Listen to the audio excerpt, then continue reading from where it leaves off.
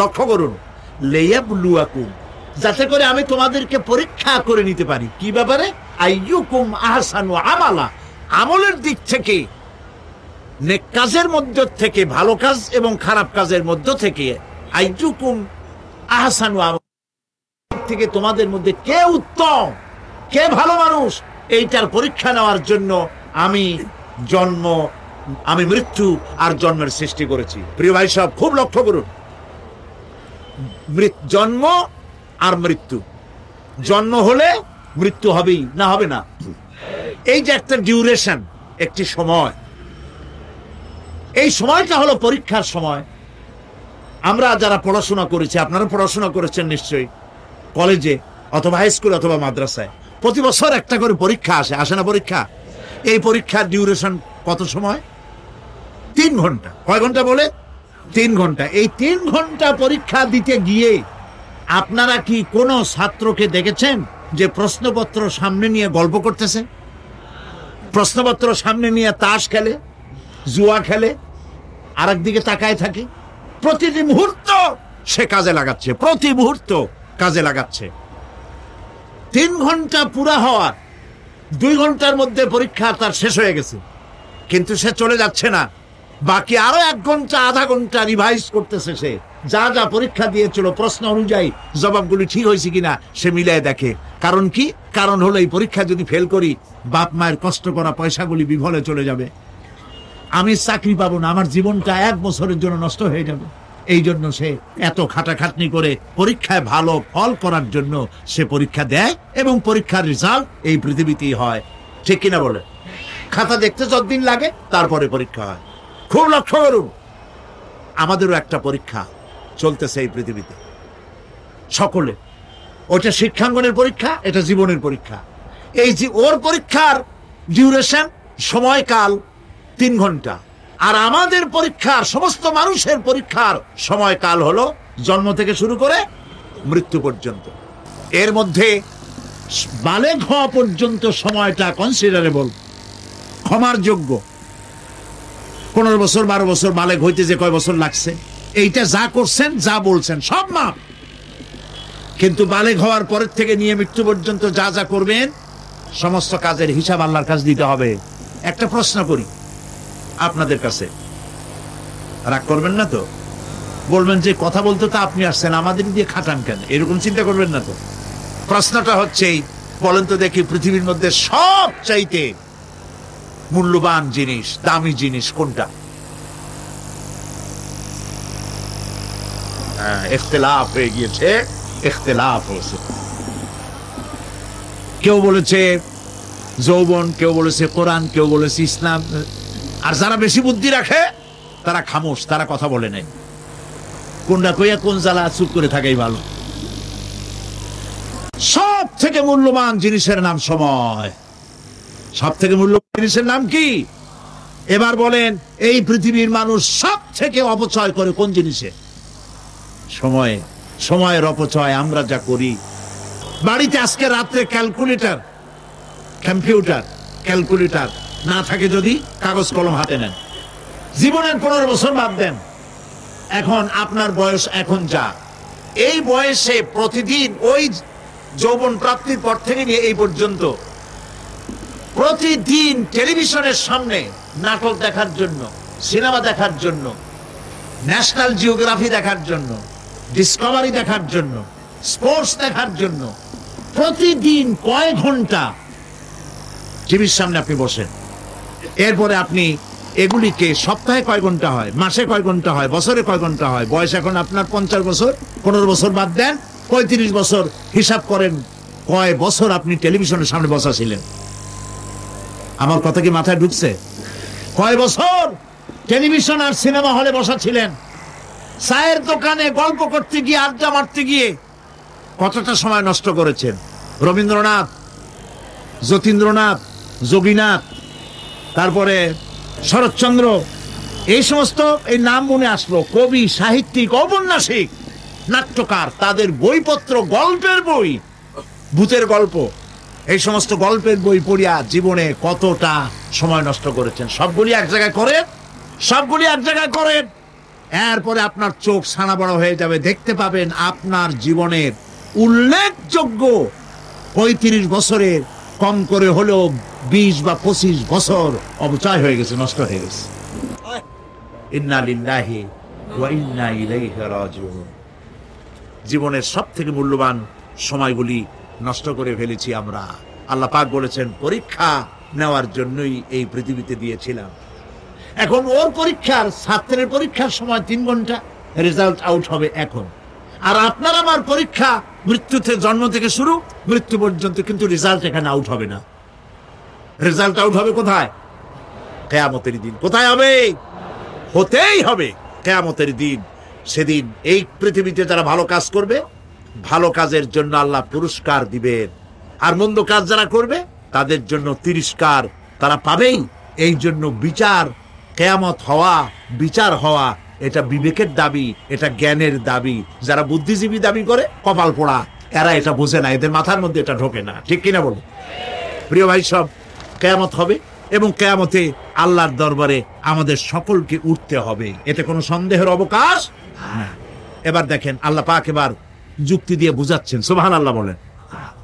তোমরা যারা বলো যে মরে যাব, পচে যাব, মাটির সাথে মিশে যাব, আবার জিন্দা হব কেমনে? আল্লাহ বলে কেমনে জিন্দা হবা বুঝাই। সুবহানাল্লাহ বলেন।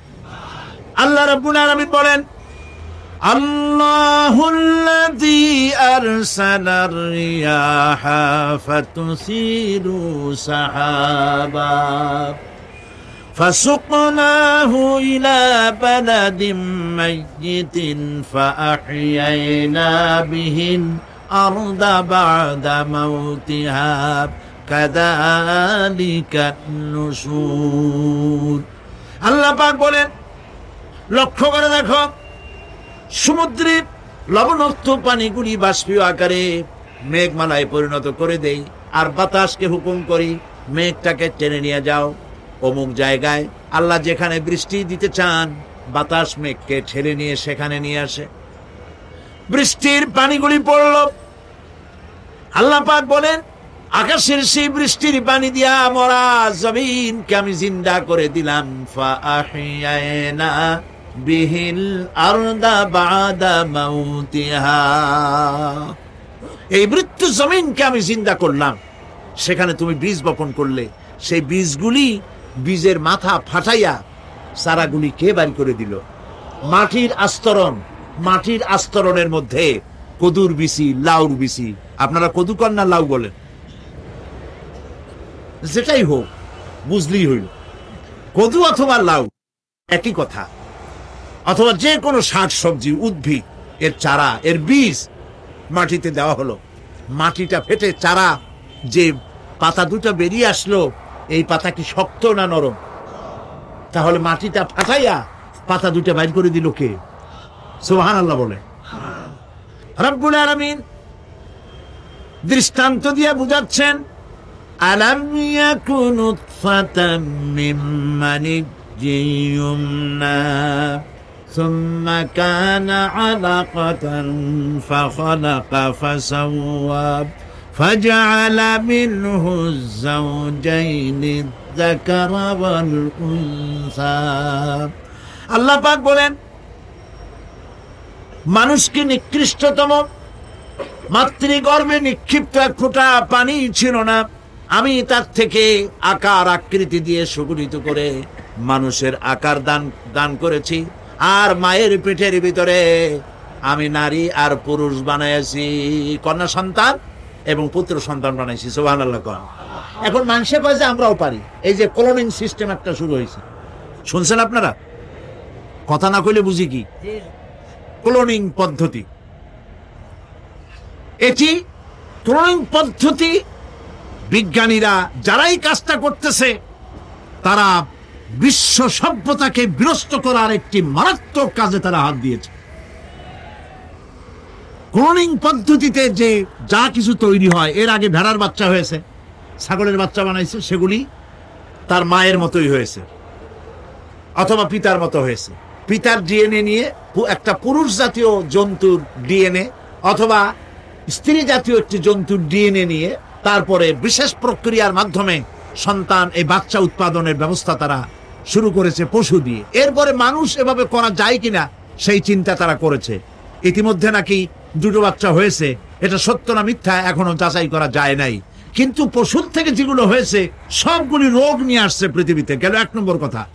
2 নম্বরে ডিএনএ এর মাধ্যমে যে মানব শিশু পয়দা হয় তার সবগুলি তার মায়ের অনুকরণে হয়। একেবারে অবিকল মায়ের চেহারা নিয়ে আসতেছে, অবিকল পিতার চেহারা নিয়ে আসতেছে।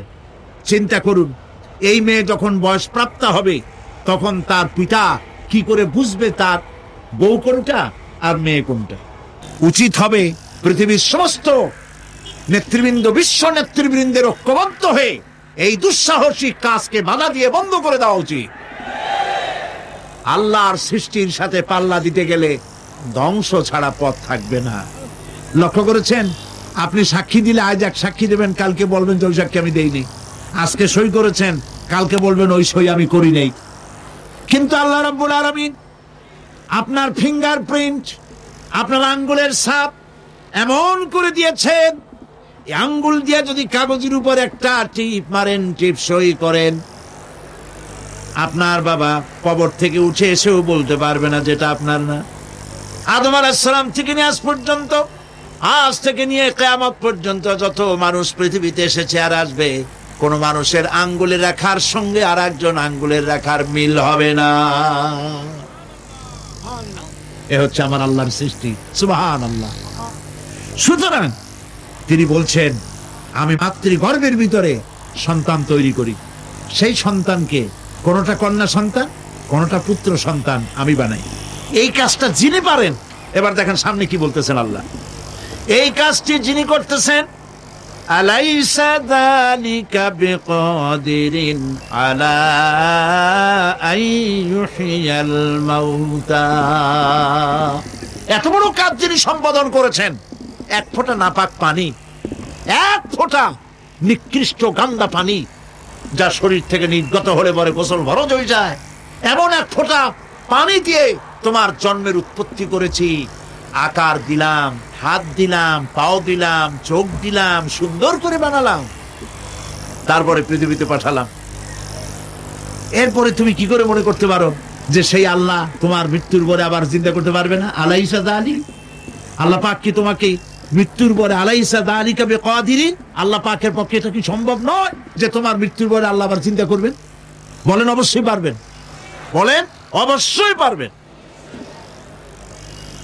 প্রিয় ভাই সব, আল্লাহ পাক এর পরে বলছে, ইয়া আইয়ুহান নাসু ইন কুনতুম ফি রাইবিম মিনাল বা'সি ফাইন্না খালাকনাকুম মিন তুরাব। হে মানব সকল, যদি সন্দেহ হয় যে আমি তোমাদের পরকাল সম্পর্কে, যদি পুনরুত্থান সম্পর্কে যদি তোমাদের সন্দেহ হয়, জানা থাকা উচিত আমি তোমাদেরকে মাটি দিয়ে সৃষ্টি করেছি, মাটির উপকরণ দিয়ে সৃষ্টি করেছি। এই মাটির সাথে মিশে যাবা, আবার উঠানো হবে। মাটিতে কবরের মধ্যে মুর্দা রাখার সময় কি বলি আমরা? মিনহা খালাকনাকুম ওয়া ফিহা নুঈদুকুম। পড়েন সবাই, মিনহা খালাকনাকুম ওয়া ফিহা নুঈদুকুম ওয়া মিনহা নুখরিজুকুম তারাতান উখরা। মাতৃগর্ভের ভিতরে মানুষকে আল্লাহ রাব্বুল আলামিন হাত পাও চক্ষু কর্ণনাসিকা দিয়ে সুন্দর করে মায়ের পেটের ভিতরে বানায়া এই পৃথিবীতে আল্লাহ পাক পাঠায় দেন। আর আল্লাহ পাক বলেন, সুম্মা নুখরিজুকুম তিফলা, বাচ্চার আকারে মায়ের পেট থেকে বের করে দিলাম। যে আল্লাহ রাব্বুল আলামিন এইভাবে করে তোমাদেরকে সৃষ্টি করেন। যালিকা বিআন্নাল্লাহা হুয়াল হক। জেনে রাখো, এই সব কিছু এই জন্যই ঘটে যেহেতু আল্লাহ রাব্বুল আলামিন, আল্লাহ তাআলা মহাসত্য। তিনি যা বলেন তাও সত্য, তার কথার মধ্যে কোনো রকমের বৈপরীত্য নাই। ব্যারোমিটার যন্ত্র আছে, যে যন্ত্রের মাধ্যমে আবহাওয়া মাপা হয়, বৃষ্টি হবে কি হবে না, ঝড় হবে কি হবে না, জলোচ্ছ্বাস হবে কি হবে না, এগুলি ব্যারোমিটার যন্ত্র দিয়া, আবহাওয়া মাপা যন্ত্র দিয়ে তারা মাপে।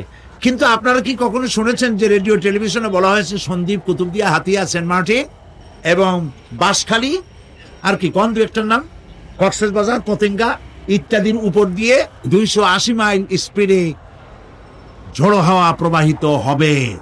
আগামীকাল 30 ফিট উঁচু হয়ে জলোচ্ছ্বাস হবে, এরকম কথা বলে কেউ?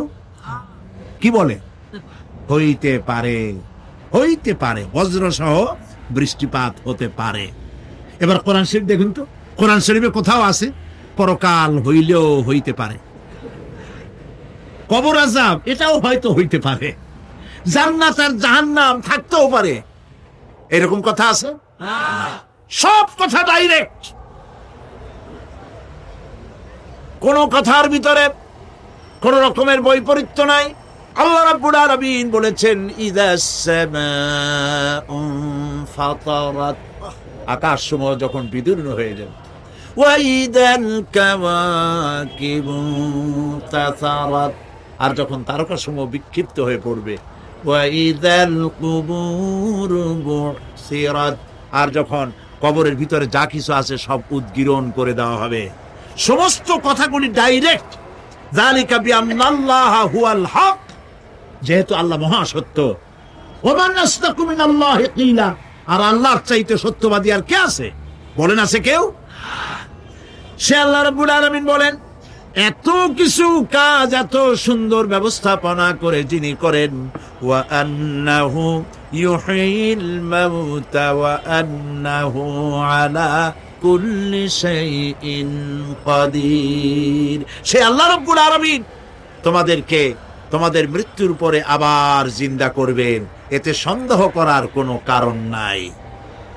وَأَنَّ السَّاعَةَ آتِيَةٌ لَا رَيْبَ فِيهَا وَأَنَّ اللَّهَ يُبْعَثُ مَنْ فِي الْقُبُورِ, আল্লাহ পাক বলছেন অবশ্যই কিয়ামত আসবে, তাকে কেউ বিন্দুমাত্র এতে কোনো সন্দেহ নাই।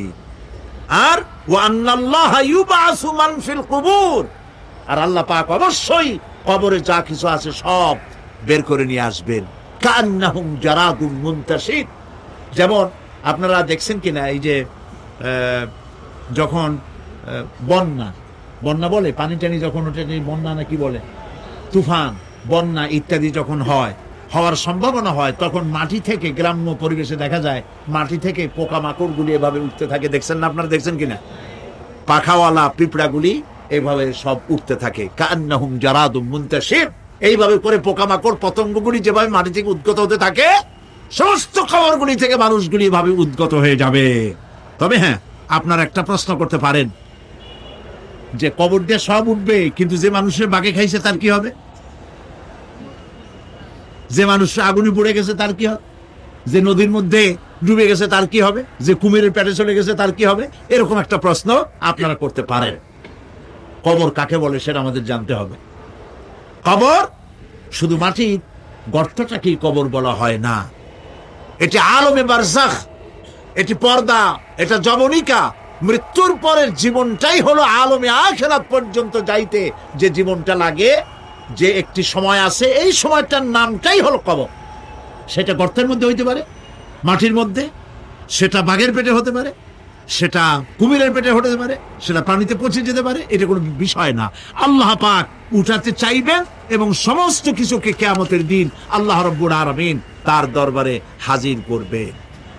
তাহলে আমরা বুঝতে পারলাম যে কিয়ামত যে হবে এই ব্যাপারে কোনো সন্দেহের অবকাশ নাই। এখন ওই কিয়ামতের দিন আল্লাহ রাব্বুল আলামিন আমাদের বিচার নেবেন, হিসাব করবেন। দুনিয়ায় যে পরীক্ষা দিয়েছিলাম, এই পরীক্ষায় যদি কেউ একবার ফেল করে, আর একবার পরীক্ষা দিয়ে পাস করার সুযোগ আছে, আরো একবার যদি ফেল করে আবার পরীক্ষা দিয়ে পাস করার সুযোগ আছে। 10 বার পরীক্ষা দিবেন, 10 বার ফেল করবেন, 100 বার পরীক্ষা দিবেন, 100 বার ফেল করবেন, তারপরেও আবার পরীক্ষা দেওয়ার সুযোগ আছে। কিন্তু কিয়ামতের ময়দানে যদি কোনো মানুষ তার জীবনের পরীক্ষায় যদি ফেল করে, দ্বিতীয়বার পরীক্ষা দিয়া পাস করার আর কোনো সুযোগ নাই। এই পৃথিবীতে জজ কোর্টে কেউ হেরে গেল, হাইকোর্টে আপিল করার সুযোগ আছে। হাইকোর্টে যদি হেরে যায়, সুপ্রিম কোর্টে কেস করে জেতার সুযোগ আছে, আপিল করার সুযোগ আছে। সুপ্রিম কোর্টেও হেরে গেল, প্রেসিডেন্টের কাছে জীবন ভিক্ষা চাওয়া যাইতে পারে। কিন্তু কিয়ামতে, আখিরাতে, আদালতে, ওই জায়গায় মানুষ যদি একবার তার জীবনের মামলায় হেরে যায়, দ্বিতীয়বার আপিল করার আর কোনো জায়গা নাই। কঠিন জায়গা, সেই জায়গা হবে এবং সেখানে সবাইকে উঠতেই হবে। সুতরাং এই যে প্রশ্ন করা হয় যে এই কিয়ামত কবে হবে, এটা বিশ্বাস করি না, হ্যান ত্যান ইত্যাদি, মরলে আবার জিন্দা করবে কে, এইসব প্রশ্নের কোনো দাম নাই। আল্লাহ পাক এই ব্যাপারে আরেকটি কথা বলছেন, ইয়াসআলুনাকা কাআন্নাকা হাফিয়ুন আনহা কুল ইন্নামা ইলমুহা ইনদাল্লাহ ওয়ালাকিন্না আকসারান নাসি লা ইয়ালামুন। হে নবী, এরা আপনার কাছে এই প্রশ্নটা করে এইভাবে যে কিয়ামত কবে আসবে, মনে হয় যেন আপনি এটা জানেন। এই ইলম কিয়ামত কবে হবে মনে হয় যেন আপনি এটা জানেন, সেই জন্য তারা এই প্রশ্নটা করছে। আসলে কুল ইন্নামা ইলমুহা ইনদাল্লাহ, কিয়ামত কবে হবে এটা কে জানেন? ওয়ালাকিন্না আকসারান নাসি লা ইয়ালামুন, অবশ্যই অধিকাংশ মানুষের এইটা জানে না। কিয়ামত কবে হবে এটা একমাত্র আল্লাহ পাক জানেন। পরকালের জীবন যে হবে এতে কোনো সন্দেহ নাই, সেই ব্যাপারে আল্লাহ পাক বলছেন, আআনতুম আশাদ্দু খালকান আমিস সামাউ বানাহা। তোমরা যে পুনরুত্থান সম্পর্কে অস্বীকার করো, এবার চিন্তা করো, তোমারে বানানো কঠিন না ওই মহা আকাশটা বানানো কঠিন? কোনটা কঠিন বলেন না আপনারা, কোনটা কঠিন? আপনারা একটু তাকায় দেখেন তো, এই যে বিশাল প্যান্ডেল, এই প্যান্ডেলে খুঁটি আছে না নাই? আছে কিনা? কতগুলা খুঁটি গুনতে আপনার আধা ঘন্টা খানে সময় লাগবে, ঠিক না? এই একটা প্যান্ডেল বানাতে যদি এতগুলি খুঁটি লাগে, তাহলে বিশাল আকাশে যদি এইরকম খুঁটি লাগতো আকাশটারে ঝুলাই রাখার জন্য, তাহলে চিন্তা করেন তো, খুঁটির জ্বালায় গাড়ি জাড়ি চালান যাইতো? আছে কোনো খুঁটি? জোরে বলেন, আছে? নাই। ওই আকাশটাকে আল্লাহ পাক বলছেন, আনতুম আশাদ্দু খালকান আমিস সামাউ বানাহা। তোমারে বানানো কঠিন না ওই বিশাল আকাশ বানানো কঠিন? কোনটা কঠিন ছিল? তো ওই আকাশটা বানানোই তো আল্লাহ পাকের কাছে সহজ হয়ে গেছে। তাহলে তোমারে একবার বানাইয়া যে একবার বানাতে পেরেছেন, তিনি আবার চিন্তা করতে পারবেন না, এই চিন্তা কেন করো? আল্লাহ রাব্বুল আলামিন কোরআনে কারীমের ভিতরে পরিষ্কার করে বলেছেন, ওরা বলে, কাফের বেঈমানেরা বলে, ক্বালা মান ইউহয়িল ইযামা ওয়া হিয়া রামীম। আমাদের হাড় গোড় যখন পচে যাবে, গলে যাবে, কে আমাদের জিন্দা করবে? জবাবে আল্লাহ পাক বলেন, হে নবী আপনি বলুন, কুল ইউহয়িয়াল্লাযী আনশাহা আউওয়ালা মাররা। আপনি বলে দিন যে আল্লাহ রাব্বুল আলামিন একবার তোমাকে সৃষ্টি করেছেন, প্রথমবার যিনি সৃষ্টি করেছেন, দ্বিতীয়বার মৃত্যুর পরে আবার তিনি জিন্দা করবেন। কেন বিশ্বাস করো না? সুতরাং এই যে আল্লাহ পাক মানুষকে জীবন দিয়েছেন, এই জীবনের পরে মৃত্যু, মৃত্যুর পরে আবার আমাদের সকলকে উঠতে হবে এবং আল্লাহ পাকের দরবারে আমাদেরকে উপস্থিত হতে হবে। এই কথাগুলি যারা অস্বীকার করে, পরকাল যারা মানে না, তাদের সম্পর্কে আল্লাহ পাক বলছেন, والذين كذبوا بآياتنا ولقاء الآخرة حبطت أعمالهم। আল্লাহ পাক বলেন, যারা পরকালকে অস্বীকার করেছে, আখিরাত যারা মানে না, তাদের জিন্দেগীর সকল আমলগুলিকে আল্লাহ পাক বরবাদ করে দিবেন। পরকালের বিশ্বাসের উপরে ভিত্তি করেই মানুষের চরিত্র ভালো হইতে বলেন পারে। একটা দৃষ্টান্ত দেই, একটা দৃষ্টান্ত। এই যে যারা চুরি করে, ডাকাতি করে, সন্ত্রাস করে মানুষ মারে, সন্ত্রাসগুলি করে কি জন্যে? এদের ধারণা নাই যে আল্লাহ পাক আমাদেরকে উঠাইতে পারবে, আমাদের মৃত্যু হবে, পরকালের চিন্তা নাই বলেই তারা এই কাজটা করে। রাতের আধারে কোটি কোটি টাকার অফার আসছে, কেউ দেখে না। এইখান থেকে, এই টাকার খাওয়া থেকে, অথবা জেনা করা থেকে, অথবা মদ পান করা থেকে গোল্ডেন অপরচুনিটি, সুযোগ আসছে। জেনা করা যায়, মদ খাওয়া যায়, টাকা নেওয়া যায়, অবৈধ টাকা। এই অপরাধ থেকে বাঁচাতে পারে একমাত্র পরকালের জবাবদিহিতা, আখিরাতের ভয়। আল্লাহর কাছে আমাকে জবাবদিহি করতে হবে, এই ভয় ছাড়া আর কোনো কিছুই মানুষের এই বিপদ থেকে মানুষের চরিত্র ভালো বানাইতে পারে না। মানুষের চরিত্র ভালো বানাবার জন্য এটাই হচ্ছে একমাত্র পথ। সেই জন্য আল্লাহ পাক আখিরাতের জীবন রেখেছেন। উঠতে সেখানে হবেই।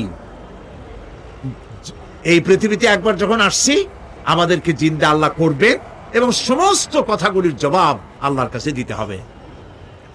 আল্লাহ রাব্বুল আলামিন বলেন, ওয়াত্তুর ওয়া কিতাবিম মাসতুর ফি রাক্কিম মানশুর ওয়াল বাইতিল মা'মুর ওয়াস সাকফিল মারফুর ওয়াল বাহরিল মাসজুর ইন্না আযাবা রাব্বিকা লাওয়াকি' মা লাহু মিন দাফি'।